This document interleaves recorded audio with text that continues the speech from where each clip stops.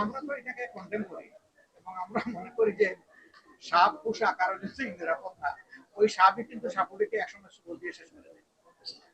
অতএব কেউ যদি রিয়েলি দেখেন একটা দল করা অপরাধ, যে অপরাধ করেছে সেই অপরাধী ব্যক্তিকে কেউ যদি শেল্টার দেয়, এটা হবে একটা দল সমর্থন যে কেউ করতে পারে, আপনি করতে পারেন। এটা কোনো অপরাধের বিষয় না, আপনার সেই অধিকার আছে। কিন্তু দল করার আড়ালে দলের পরিচয় নিয়ে যারা সমাজের মানুষের উপর রেসিজম বা জুলুম চাপিয়ে দিয়েছিল, এমন কোন মানুষকে যদি আবার রাস্তা তৈরি করে দেওয়া হয়, তাহলে সেই সাপ কিন্তু যারা তৈরি করেছেন সর্বপ্রথম তাদের আমার বাড়ি, তার আপা আম্মা সহ আত্মীয় স্বজন হাকালুকি পাড়ে আমার বাড়ি। এই যে হাকালুকি হাওড়ে গরুও চড়িয়েছে, মাছও ধরেছে ছোটবেলায়, সেটি তো আছে, কিন্তু সেই হাওয়াটা এখন নাই। সেটা তো ভরাট হয়ে গেছে, এখন জমি হয়ে গেছে, এখন তো বিলগুলাই নেই এখানে। লরিবাই, আরামডিঙ্গা, বিল, তারপরে আরো অনেকগুলো বিল ছিল, এই সবগুলা তো এখন জমি হয়ে গেছে। এই জমি হওয়ার মাধ্যমে আমরা দেশকে খতম করে দিয়েছি। আমরা এই নির্বাচনের সময় বলেছি যে আমাদের উন্নয়নটা শুরু হবে পানি, পানি ফিরে আসা মানে জীবন ফিরে আসা। নদ নদী খাল বিল যেগুলো আছে এগুলাকে তার পূর্বের অবস্থায় আল্লাহ যেভাবে সৃষ্টি করেছিলেন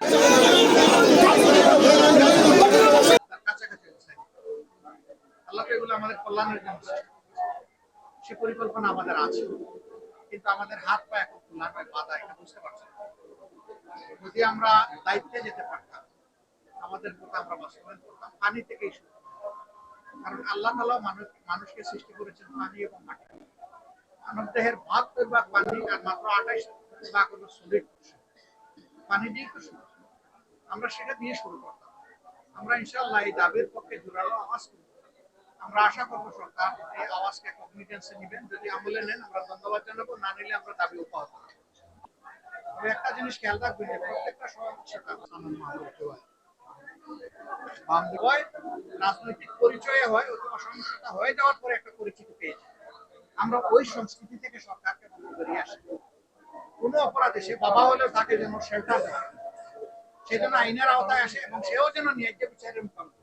তারপরেও অবিচার করা হোক, ওটা হচ্ছে ন্যায় বিচারে সে যেন তার উপযুক্ত পাওনাটা। আমাদের দেশে আইন আছে প্রয়োগ করা, পুলিশ কষ্ট করে ধরে দেয়, আদালত তাকে ছেড়ে দেয়, ভয়াবহ খুনিদেরকে ছেড়ে দিচ্ছে। পুলিশ তখন উৎসাহ হারিয়ে ফেলে, আমরা জীবনের ঝুঁকি নিয়ে ধরে আনলাম, ওনারা ছেড়ে দিল, তা আমাদের এত খরচ কেন? এই ধরনের একটা মানসিকতা চলে আসে।